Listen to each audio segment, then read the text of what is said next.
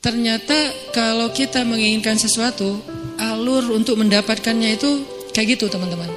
Satu, percaya sama rencana Allah. Disebut dengan istikharah, minta pendapat Allah. Istikharah ini dalam konteks pembicaraan kita malam ini bukan sekedar ibadah sholat 2 rakaat. Walaupun secara ritual dia adalah sholat 2 rakaat, tapi secara nilai dia bukan hanya soal sholat 2 rakaat, tapi soal bergantung kepada Allah, minta pendapat Allah, nanya kira-kira menurut Allah gimana nih. Terus Allah jawabnya lewat siapa? Nah, Allah menjawabnya lewat istisyarah. Pertama, istikharah, minta pendapat Allah. Ya Allah, beri saya petunjuk, ini mau gimanain, ini apa yang harus saya lakuin.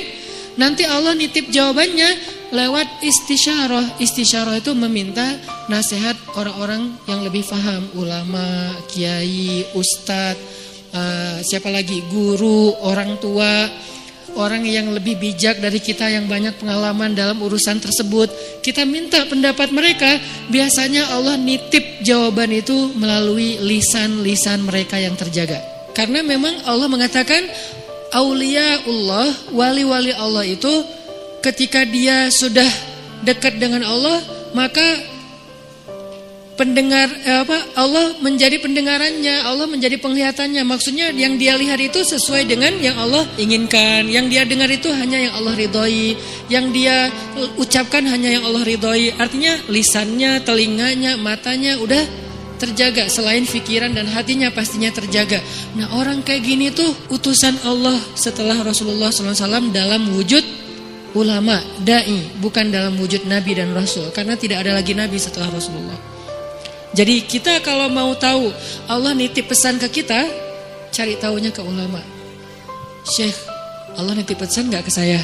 Gitu kalau bahasa santainya ya. Tapi kan gak mungkin kita ngomong gitu ya. Emang lu siapa? Syekh, maksudnya beri saya nasihat. Cuman itu terlalu resmi lah. Analoginya kita kayak nanya, ada pesan gak untuk saya dari Allah? Lewat siapa nanya pesan untuk saya dari Allah? Lewat orang solih yang lisannya terjaga. Biasanya Allah akan titipkan pesan lewat lisan mereka untuk kita. Ini namanya istisyarah, meminta isyarat. Isyarat itu bahasa Arab yang jadi bahasa Indonesia. Isyarah jadi isyarat. Isyarat itu arti petunjuk. Jadi kalau ada yang ngasih isyarat berarti ngasih petunjuk. Itu arti sebenarnya dari isyarah. Jadi istisyarah meminta isyarat atau meminta nasihat yang sifatnya menunjukkan jalan mana yang baik yang harus kita jalanin. Karena Allah gak bicara langsung kepada kita dalam bahasa wahyu, kecuali apa yang sudah diwahyukan di Al-Quran. Karena yang bicara langsung dengan wahyu itu kan hanya para nabi. Kita kan gak bisa langsung wahyu turun dari langit, saya baru dapat wahyu, gak bisa kan. Kadang-kadang kita kayak kegeeran gitu, saya baru dapat ilham, padahal bukan ilham gitu kan. Ilham dari siapa dulu nih? Bisa jadi ilham dari wasawisus syaitan. Siapa tahu ilham kita tentang komen, tentang caption, tentang postingan, tentang repost, broadcast, itu bukan dari Allah, dari setan, karena tidak terjaganya kita. Kalau para ulama, insya Allah mereka terjaga, Allah yang jaga mereka. Sehingga insya Allah ilham mereka itu gak dari mana-mana. Apalagi mimpi ulama itu adalah benar. Mimpi nabi wahyu, mimpi ulama benar. Itu satu tingkat di bawah para nabi. Bahkan disebutkan mimpi ulama adalah satu bagian dari 70 bagian kenabian. Nabi itu kan punya banyak bagian kenabian, nubuwah namanya. Nah, satu bagian dari 70 bagian itu adalah mimpi yang benar dari seorang ulama atau orang soleh.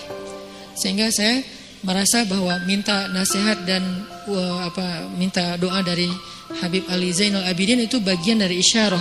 Setelah itu ini nggak harus berurutan ya, istikharah, isyarah itu nggak harus berurutan, bisa yang mana yang memungkinkan duluan. Akhirnya kemudian saya istikharah, minta Allah, ya Allah saya pengen ketemu Nabi.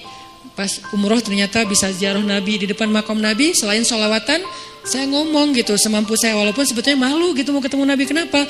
Amalan kurang, sholawat kurang, ujuk-ujuk datang minta banyak request gitu kan, kayak ngerasa nggak pede. Tapi mau ke siapa lagi? Meminta nasihat dalam bahasa kayak apa ya, kayak orang lagi berkunjung gitu.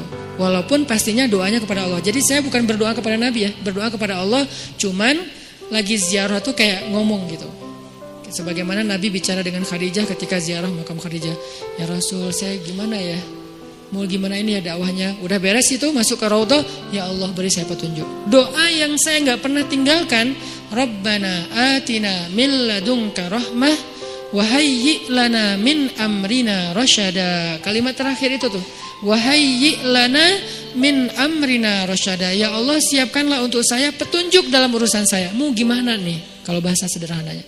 Ternyata Allah beri petunjuk lewat doa tadi para orang soleh, kemudian mimpi, kemudian dapat sebuah kejutan dari Allah yang mungkin sebagian orang melihat kejutan ini sebagai sesuatu yang sedih, musibah, ujian. Tapi saya ngelihatnya ini bukan ujian, ini justru jawaban dari doa saya bahwa Allah ingin memberikan celah. Oh gini masuknya, sehingga akhirnya saya merasa bahwa saya mendapatkan apa yang saya minta. Ini sebagai testimoni orang yang pernah mencoba jalur itu ternyata berhasil. Maka coba deh dalam urusan kita. Gimana? Istikharah, istisyarah, istifta. Apa itu istifta? Istifta dari kata fatwa. Bahasa Arab kalau ada ista, alif sinta, itu artinya meminta. Apaan minta apa? Gitu. Ini kode gitu. Jadi kalau dalam grammar bahasa Arab ada alif sin ta, itu artinya meminta. Jadi kalau istisyarah meminta isyarah, istikharah meminta khiyarah, istifta meminta fatwa. Jadi minta fatwa. Minta fatwa itu mana? Halal haram, benar salah, hak batil, mana yang harus saya pilih. Nah, itu namanya istifta.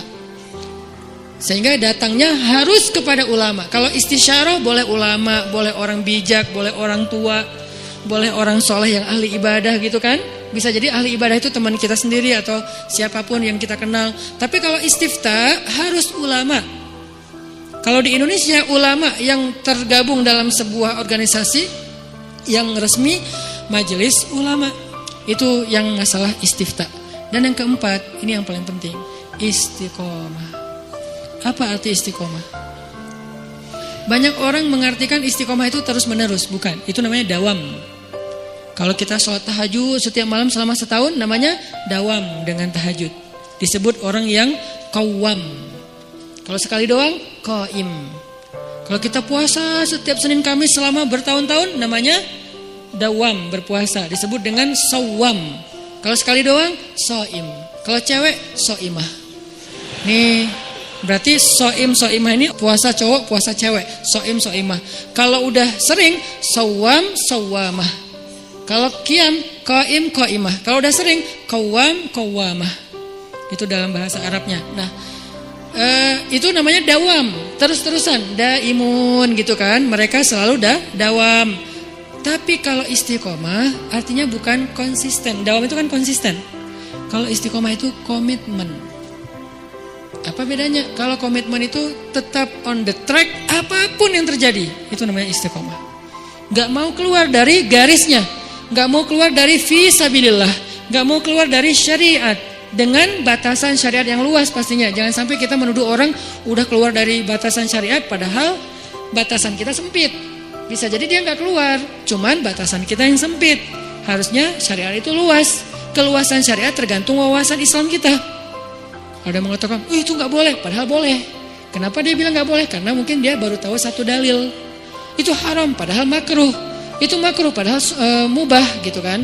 Nah intinya, kalau kita gak keluar dari batasan syariat, apapun kejadiannya, kita disebut orang-orang yang istiqomah. Komitmen dengan Islam.